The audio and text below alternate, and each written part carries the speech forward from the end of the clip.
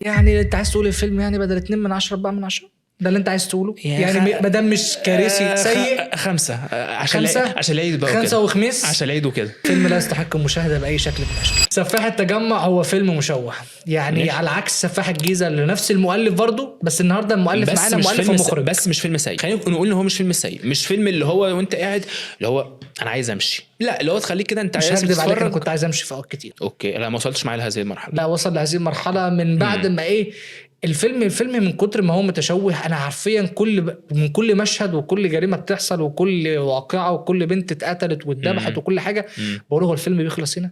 الترانزيشن اللي بيحصل ما بين المشاهد وبعض المفروض تكون بتحسسنا ان فيلم حرفيا بتفكرني بمسلسل المداح، اللي هو اصلا الحاجه اللي خلتني اسيب مسلسل المداح اللي هو كل حاجه الترانزيشن الاسود. الحمد لله ما اتفرجتش عليه. لا انا قصدي ايه في كده حاجات قرارات مش عارف هي قرارات مخرج ولا قرارات مونتاج ولا قرارات ايا كان اللي يطلع الفيلم بالشكل ده عايز يغطي كل حاجه. المخرج هو المؤلف والمؤلف هو المخرج محمد صلاح العزمي. انا فاهم بس هو دي تجربه اولى ليه، وبعد ما الفيلم اتشوه واتمنع ورجع واتحط انا ما شفتش النسخه الاتش دي كام، فمش هحكم على الفيلم بقى بالاتجاهين، انا هحكم عليه باللي انا شفته.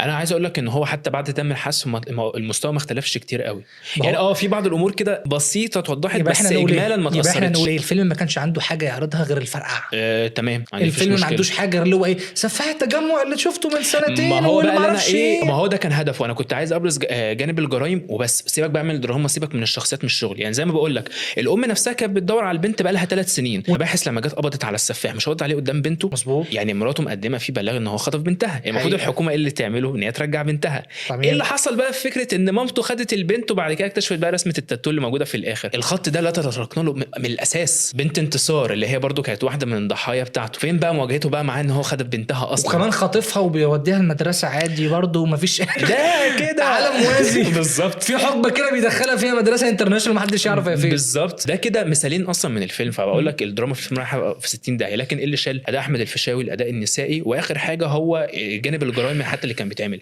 لا الاحساس اللي كان بيوصل منه على مستوى الاخراج وعلى مستوى الدراما بتاع الصوره مداك احساس برضو مش حلو، فايبس مش حلو. يعني انت عايز تقول الفيلم يعني بدل 2 من 10 4 من 10 ده اللي انت عايز تقوله يعني ما دام مش كارثي سيء 5 عشان العيد بقى 5 وخميس عشان العيد وكده ماشي. بس هو فيلم عادي على رأي صديقنا لا يرتقي إلى مقبول.